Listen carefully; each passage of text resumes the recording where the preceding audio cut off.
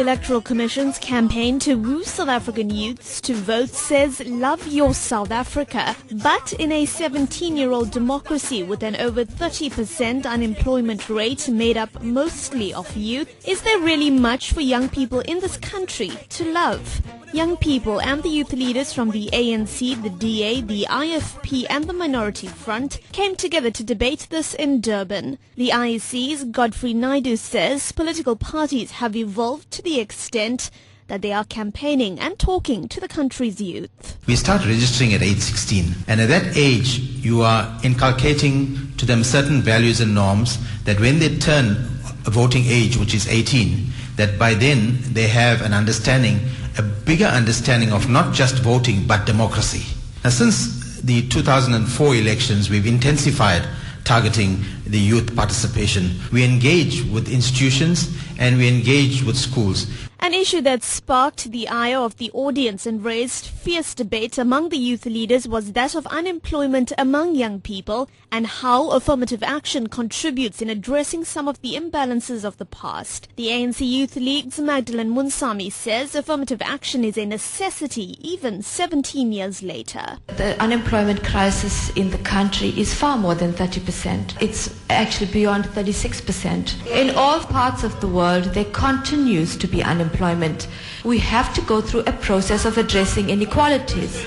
But the DA's Mbali Ntuli says job creation is not directly government's responsibility. Most important thing that youth need right now is opportunities. We believe in enterprise-driven economies, which means that we don't believe that creating jobs is the job of the government. We do believe that creating the right atmosphere for business is the job of the government, and that will create jobs for the young people. Political analyst Lubna Nadvi answered the question, how long was long enough for affirmative action, and the effect that this could have on the youth of the future. I think that what we need to do is to actually look at what is best for the South African youth. We brought in affirmative action for a period of time to address the historical imbalances, but are we going to have it there forever? I mean, that is the question that I think... Is it time for a sunset clause on affirmative action? 10 years from now, where are young people going to be if affirmative action stays in place? These people got me questioning, where is the love?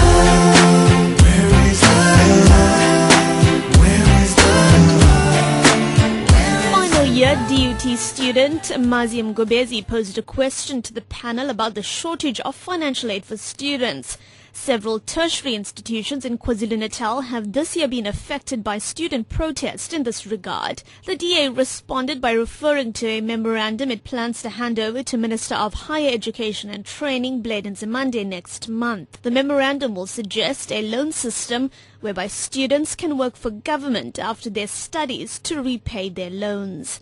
The IFP's Dr. Usha Rupnarayan says the ruling national government has had enough time to deal with the situation. The ANC is in government, and twice over they have had two-thirds majority, so they could have changed the system when they wanted it to make it more inclusive, more open and more equal. In conclusion, Newsbreak host Darshan Mudli gave each party representative 30 seconds to wrap up.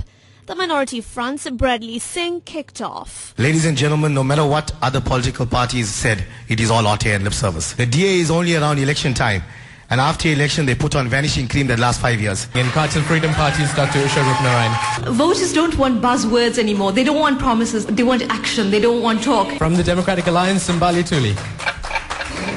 The young people of South Africa really have a responsibility to themselves and for the future that they want, where they can access opportunities and really live in a truly democratic South Africa. And our final speaker from the Youth League of the African National Congress, Magdalene Munsami. Thank you once again for voting for the African National Congress on the 18th of May 2011 in the local government elections.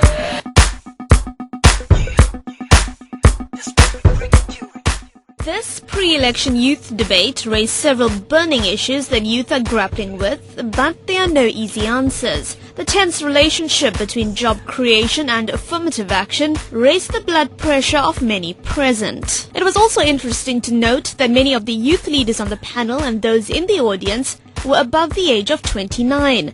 So just how in touch are these leaders with the concerns facing South Africa's youth? It is clear that young people need to have an active say in who governs them, and this starts with the right to vote come May 18. Minoshni Pillai, SABC Radio News, Durban.